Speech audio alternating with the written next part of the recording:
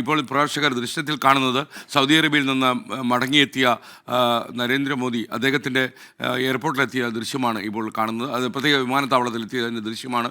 ഒരുപക്ഷെ അദ്ദേഹം ഈ സൗദി അറേബ്യൻ സന്ദർശനം വെട്ടിച്ചുരുക്കിയാണ് മടങ്ങിയെത്തിയത്. കാരണം ഇന്നലെ അദ്ദേഹം സൗദി രാജാവുമായി ചർച്ച നടത്തുന്നതിനിടയിലാണ് ഈ ഭീകരാക്രമണത്തിൻ്റെ വാർത്ത അദ്ദേഹത്തെ തേടി വന്നത്. അപ്പോൾ തന്നെ അദ്ദേഹം ഇതിൽ ഇടപെട്ടിരുന്നു. അദ്ദേഹം ആഭ്യന്തരമന്ത്രി അമിത്ഷായോട് വേഗം കാശ്മീരിലെത്താൻ ആവശ്യപ്പെടുന്നു. അദ്ദേഹം ജമ്മു കാശ്മീരിൽ പെട്ടെന്ന് തന്നെ എത്തുകയും ചെയ്തു. അദ്ദേഹം അവിടെ പോയി ജമ്മു കാശ്മീർ മുഖ്യമന്ത്രിയുമായിട്ടൊക്കെ ചർച്ച നടത്തിയിരുന്നു. ഒരുപക്ഷേ ഈ രാജ്യത്തിന് നേരെ തോക്കെടുത്തവർ ദുഃഖിക്കേണ്ടി വരും എന്ന രീതിയിലുള്ള പ്രതികരണങ്ങളും കേന്ദ്ര സർക്കാരിൽ നിന്ന് വരുന്നുണ്ട്. പുൽവാമയ്ക്ക് ശേഷം പാകിസ്ഥാന് കനത്ത തിരിച്ചടി കൊടുത്ത ഇന്ത്യ ഇതിൽ ക്ഷമയോടെ കാത്തിരിക്കില്ല എന്ന് പാകിസ്ഥാന് നന്നായിട്ട് അറിയാം. പാകിസ്ഥാനെ പോലെ ഭീകരവാദത്തെ പ്രോത്സാഹിപ്പിക്കുന്ന ഒരു രാജ്യത്തിൻ്റെ ഇടപെടലില്ലാതെ ഒരു കാരണവശാലും പഹൽഗാം പോലെ ഒരു സ്ഥലത്ത് ഇത്തരം ഒരു ആക്രമണം ഒഴിച്ചുവിടാൻ കഴിയില്ല തീവ്രവാദികൾക്ക് എന്നാണ് കേന്ദ്ര സർക്കാരിൻ്റെ വിലയിരുത്തൽ. ഒരുപക്ഷേ കേന്ദ്ര വിദേശകാര്യമന്ത്രി ഡോക്ടർ ജയശങ്കറും മടങ്ങിയെത്തിയിട്ടുണ്ട്. അദ്ദേഹത്തോടൊപ്പം സൗദി അറേബ്യയിൽ നിന്ന് മടങ്ങി വന്ന പ്രധാനമന്ത്രി നരേന്ദ്രമോദിയുടെ ദൃശ്യമാണ് ഇപ്പോൾ കാണുന്നത്. ഇനി ഡൽഹിയിൽ നിന്ന് തിരക്കിട്ട ചർച്ചകളാണ് ഡൽഹിയിൽ ഇപ്പോൾ നടക്കുന്നത്. കാരണം അക്ഷരാർത്ഥത്തിൽ ഇന്ത്യയെ നടുക്കുന്ന രീതിയിലുള്ള തീവ്രവാദ ആക്രമണമാണ് പഹൽഗാമിൽ ഉണ്ടായത്. ടൂറിസം നന്നായി വളരുകയും കാശ്മീരിൽ സാധാരണ സ്ഥിതി വരികയും കഴിഞ്ഞ തെരഞ്ഞെടുപ്പിലൊക്കെ തന്നെ ഒരു അസാധാരണ സംഭവം ഉണ്ടാകാതിരിക്കുകയും ചെയ്തപ്പോൾ കാശ്മീരിൽ സമാധാനം പുലർന്നു കഴിഞ്ഞു എന്ന് നമ്മൾ പൂർണ്ണമായും വിശ്വസിച്ചതാണ്. അവിടെയാണ് വീണ്ടും തീവ്രവാദികളുടെ തോക്കുകൾ ശബ്ദിച്ചു തുടങ്ങി. അപ്പോൾ ഈ തോക്കുകളെ നമുക്ക് നിശബ്ദമാക്കിയേ പറ്റൂ. ഇന്ത്യയുടെ തിരിച്ചടി തീർച്ചയായിട്ടും തീവ്രവാദികൾക്കുണ്ടാകും. വളരെ തിരക്കിട്ട നീക്കങ്ങളാണ് ഇപ്പോൾ ഡൽഹിയിൽ നടക്കുന്നത്. വിവരങ്ങളുമായി ശ്രീനാഥ് ചന്ദ്രൻ ഡൽഹിയിൽ നിന്ന് ചേരുന്നു. Srinath, good morning. എന്തൊക്കെയാണ് നമുക്കറിയാൻ കഴിയുന്ന വിവരങ്ങൾ? ഒരുപക്ഷെ പാകിസ്ഥാൻ പോലെ ഭീകരാക്രമണത്തെ പ്രോത്സാഹിപ്പിക്കുന്ന രാജ്യങ്ങൾക്ക് തിരിച്ചടി കൊടുക്കാതെ ഇന്ത്യക്ക് ക്ഷമയോടെ കാത്തിരിക്കാൻ കഴിയുന്ന ഒരു സാഹചര്യം ഇപ്പോഴില്ല. പറയൂ. തീർച്ചയായും SKN, ഈ ഇന്ത്യയോട് നേരിട്ട് ഒരു വെല്ലുവിളി ഭീകരർ നടത്തി എന്നത് മാത്രമല്ല, ഇന്ത്യക്കാരെ കൊന്നു തള്ളി എന്നത് മാത്രമല്ല, മതവും ജാതിയും ഒക്കെ ചോദിച്ച് ആളുകളുടെ പേര് ചോദിച്ച് കൊന്നു വീഴ്ത്തുമ്പോൾ അവിടെ ഇന്ത്യയുടെ ആത്മാവിൽ ജനങ്ങൾക്കിടയിലൊക്കെ അത് എന്ത് തരത്തിലുള്ള ഭിന്നിപ്പൊക്കെ ഉണ്ടാക്കുമെന്നത് കൂടി അതിൻ്റെ ഒരു വലിയ പ്രത്യാഘാതം ഉണ്ട്. ഇപ്പോൾ സമൂഹ മാധ്യമങ്ങളിലടക്കം ആ തരത്തിൽ പോലും ആളുകൾക്കിടയിൽ ഒരു ചേരിതിരിവ് ഉണ്ടാക്കാൻ പോലും ഭീകരർക്ക് ഒരുപക്ഷെ കഴിഞ്ഞേക്കും. അതുകൊണ്ട് പല അർത്ഥത്തിൽ ഇന്ത്യയെ സംബന്ധിച്ചിടത്തോളം ഒരു പ്രധാനപ്പെട്ട ഒരു പ്രതിസന്ധി ഘട്ടത്തിലാണ്. അതിനെ മറികടക്കേണ്ടതുണ്ട്. ഭീകരർക്ക് തക്കതായ മറുപടി കൊടുക്കുമെന്ന് ഇന്നലെ ഈ ഭീകരാക്രമണം ഉണ്ടായതിന് പിന്നാലെ തന്നെ പ്രധാനമന്ത്രി നരേന്ദ്രമോദി പറഞ്ഞതാണ്. പിന്നാലെ സൗദിയിലെ മറ്റ് ചടങ്ങുകളൊക്കെ തന്നെ അദ്ദേഹം മാറ്റിവെച്ചു. അത്താഴ വിരുന്നൊക്കെ തന്നെ റദ്ദാക്കിയാണ് അദ്ദേഹം തിരികെ ഇപ്പോൾ ദില്ലിയിലേക്ക് എത്തിയിരിക്കുന്നത്. വിദേശകാര്യമന്ത്രി ജയശങ്കറും അദ്ദേഹത്തോടൊപ്പം ഉണ്ട്.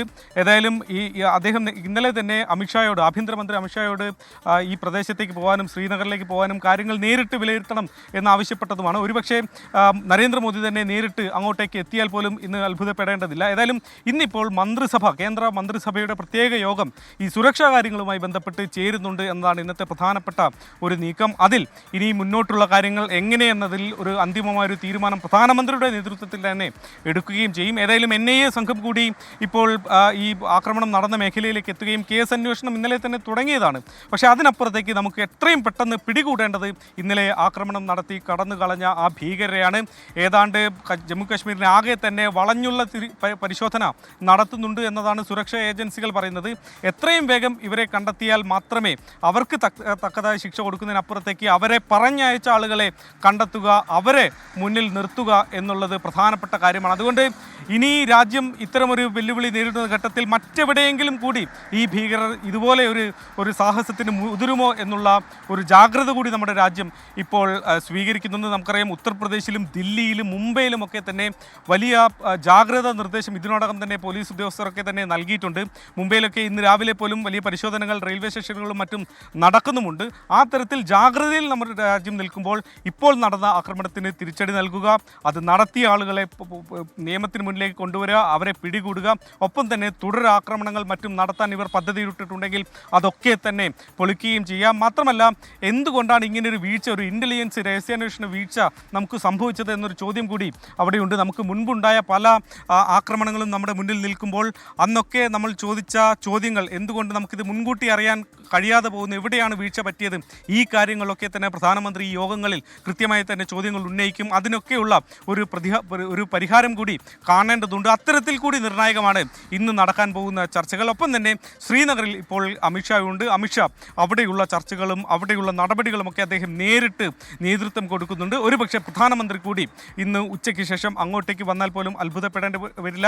ഒപ്പം തന്നെ ഇപ്പോൾ നിർമ്മല സീതാരാമൻ അടക്കമുള്ള മറ്റു മന്ത്രിമാർ ഇപ്പോൾ അമേരിക്കയിലാണ് അവർ ഉണ്ടായിരുന്നത്. അവർ അവിടെയുള്ള പരിപാടികളൊക്കെ റദ്ദാക്കി അവരും തിരികെ ഇങ്ങോട്ട് വരുന്നുണ്ട്. അങ്ങനെ രാജ്യമൊന്നാകെ, മന്ത്രിസഭ ഒന്നാകെ ഈ വിഷയത്തിൽ ശക്തമായ നിലപാട്, ശക്തമായ നടപടികൾ സ്വീകരിക്കാനുള്ള ഒരുക്കങ്ങൾ അത് ഇന്നലെ തന്നെ തുടങ്ങി. അത് ഏത് തരത്തിലാണ് മുന്നോട്ട് കൊണ്ടുപോവുക എന്നതാണ് ഇന്ന് നമുക്ക് കാണേണ്ടിയിരിക്കുന്നത്. ഏതായാലും ഭീകരരെ പിടിക്കാനുള്ള തെരച്ചിൽ സുരക്ഷാ ഏജൻസികൾ വ്യാപകമായി തന്നെ നടത്തുന്നു. നമുക്കറിയാം, കൊല്ലപ്പെട്ട പല ആളുകളുടെയും ജീവിത കഥകൾ ഇപ്പോൾ ഇങ്ങനെ പുറത്തേക്ക് വരികയാണ്. കൊച്ചിയിലുണ്ടായിരുന്ന ഹരിയാന സ്വദേശിയായ നേവി ഉദ്യോഗസ്ഥൻ, അദ്ദേഹത്തിൻ്റെ വിവാഹം കഴിഞ്ഞ് വെറും 6 ദിവസം മാത്രമേ ആവുന്നുള്ളൂ. അദ്ദേഹം ഭാര്യയോടൊപ്പം കശ്മീരിലേക്ക് സമയം ചെലവഴിക്കാനെത്തി. അവിടെ വെച്ചാണ് ഭാര്യയുടെ കൺമുന്നിൽ വെച്ച് അദ്ദേഹം കൊല്ലപ്പെടുന്നത്. മക്കളുടെ മുന്നിൽ വെച്ച്, മകളുടെ മുന്നിൽ വെച്ച് രാമചന്ദ്രൻ മരിച്ച വിവരം നമ്മൾ കണ്ടതാണ്. ആ തരത്തിൽ ഓരോരുത്തർക്കും ആ തരത്തിലുള്ള വേദനകൾ പറയാനുണ്ട്. ആ വിവരങ്ങൾ കൂടിയാണ് ഈ ഘട്ടത്തിൽ പുറത്തേക്ക് വരുന്നത്. ഏതായാലും മൃതദേഹങ്ങൾ എല്ലാം തന്നെ ശ്രീനഗറിലേക്ക് എത്തിക്കും എന്നതാണ് നമ്മൾ മനസ്സിലാക്കുന്നത്. അവിടെ നിന്ന് പ്രത്യേക വിമാനങ്ങളിൽ ഇപ്പോൾ അവരുടെ ജന്മദേശങ്ങളിലേക്ക് കൊണ്ടുപോകാനുള്ള നടപടികളും സ്വീകരിക്കും. ഏതായാലും എയർ ഇന്ത്യ ഇതിനോടകം തന്നെ രാവിലെ 11:30-ക്കും 12:30-ക്കും ആദ്യത്തെ വിമാനം ദില്ലിയിലേക്ക്, പിന്നെ ഒന്ന് മുംബൈയിലേക്ക്, ഇങ്ങനെ 2 പ്രത്യേക വിമാനങ്ങൾ ഇന്ന് സർവീസ് നടത്തുന്നുണ്ട്. പതിവ് പോലെയുള്ള സർവീസ് നടത്തുന്നുണ്ട്. ഒപ്പം തന്നെ ഇന്നിപ്പോൾ പുലർച്ചെയായപ്പോഴേക്കും വിമാന കമ്പനികൾ ഈ ഇപ്പോഴത്തെ ഒരു സാഹചര്യത്തിൽ അവരാൽ കഴിയുന്ന തരത്തിലുള്ള ചില നടപടികൾ കൂടി സ്വീകരിച്ചിട്ടുണ്ട്. നമുക്കറിയാം, ഇൻഡിഗോയും എയർ ഇന്ത്യ എക്സ്പ്രസും ഒക്കെ തന്നെ ഏപ്രിൽ 30 വരെ ടിക്കറ്റുകൾ ക്യാൻസലാക്കുന്ന ആളുകൾക്ക് അതിൻ്റെ മുഴുവൻ പണവും നൽകാം, അല്ലെങ്കിൽ അതിനുശേഷം റീഷെഡ്യൂൾ ചെയ്യാനാണ് ആഗ്രഹിക്കുന്നതെങ്കിൽ മറ്റധിക ചെലവുകളില്ലാതെ അത് നൽകാം എന്നും പറഞ്ഞിട്ടുണ്ട്. അതായത് ഇപ്പോഴത്തെ ഒരു സാഹചര്യത്തിൽ കശ്മീരിലേക്കുള്ള യാത്രാ പദ്ധതികൾ ഉപേക്ഷിക്കേണ്ടി വരുന്ന ആളുകൾക്ക് അതിന് അവർക്ക് വലിയ ബാധ്യതകളില്ലാതെ ഇവരാൽ കഴിയുന്ന രീതിയിൽ, വിമാന കമ്പനികളാൽ കഴിയുന്ന രീതിയിലുള്ള ചില സഹായങ്ങൾ കൂടി ഈ ഘട്ടത്തിൽ നൽകുന്നുണ്ട്. ഏതായാലും ലോക രാജ്യങ്ങളുടെ ഒരു പിന്തുണ ഇന്ത്യക്ക് ഈ കാര്യത്തിൽ ഉണ്ട്. ഒരുപക്ഷെ ഡൊണാൾഡ് ട്രംപ് അടക്കമുള്ള ആളുകൾ ഇന്ന് നരേന്ദ്രമോദിയുമായി സംസാരിച്ചേക്കും എന്ന സൂചന കൂടിയുണ്ട്. ഇന്നലെ തന്നെ വൈറ്റ് ഹൗസ് ഇന്ത്യക്ക് പൂർണ്ണ പിന്തുണ പ്രഖ്യാപിച്ചതാണ്. മറ്റു രാജ്യങ്ങൾ, ഓസ്ട്രേലിയ, ഇറ്റലി, ഫ്രാൻസ് അടക്കമുള്ള ഓരോ രാജ്യങ്ങളും ഇന്ത്യക്ക് ഈ വിഷയത്തിൽ, ഭീകരവാദത്തിൻ്റെ വിഷയത്തിൽ പരിപൂർണമായ പിന്തുണ തന്നെയാണ്. ഒരുമിച്ച് മുന്നോട്ട് പോകാം എന്നതാണ് വൈറ്റ് ഹൗസ് കഴിഞ്ഞ ദിവസം പറഞ്ഞത്. അതുകൊണ്ട് ഒരുപക്ഷെ ഇന്ന് ഡൊണാൾഡ് ട്രംപ് അടക്കമുള്ള ആളുകൾ കൂടി പ്രധാനമന്ത്രി നരേന്ദ്രമോദിയുമായി ഈ വിഷയത്തിൽ ചർച്ചകൾ നടത്താനുള്ള ഒരു സാഹചര്യം കൂടിയുണ്ട്. ഇന്ത്യയെ സംബന്ധിച്ചിടത്തോളം ഇപ്പോഴും ഒരു സംശയത്തിന് നിഴലിൽ നിൽക്കുന്നത് പാകിസ്ഥാൻ തന്നെയാണ്. പാകിസ്ഥാനിൽ നിന്ന് ഏതെങ്കിലും തരത്തിൽ ഒരു സഹായം കിട്ടാതെ ഇങ്ങനെ ഒരു ആക്രമണം ഭീകരർക്ക് ജമ്മു കാശ്മീർ പോലെ ഒരിടത്ത് നടത്താൻ കഴിയുമോ എന്നുള്ള ചോദ്യമുണ്ട്. റെസിസ്റ്റൻസ് ഫ്രണ്ട് എന്ന ഭീകര സംഘടനയാണ് ഈ ആക്രമണത്തിൻ്റെ ഉത്തരവാദിത്തം ഏറ്റെടുത്തത്. നമുക്കറിയാം, അവർ ലഷ്കർ-ഇ-തോയ്ബയുടെ ഒരു നിഴൽ സംഘമാണ്. ലഷ്കർ-ഇ-തോയ്ബ പാകിസ്ഥാനിൽ നിന്ന് പ്രവർത്തിക്കുന്നതാണ് എന്നും നമുക്കറിയാം. അങ്ങനെ ഈ സംഘടന ഇത് ഏറ്റെടുക്കുമ്പോൾ അത് നേരെ ചെല്ലുന്നത് പാകിസ്ഥാനിലേക്ക് തന്നെയാണ്. സംശയമുനകൾ അത്രയും നീളുന്നത് പാകിസ്ഥാനിലേക്ക് തന്നെയാണ്. ഭീകര സംഘടനകൾ മാത്രമാണ് ഇനി ISI പോലെയുള്ള വിവരങ്ങൾ നൽകിക്കൊണ്ടിരിക്കുന്നത്.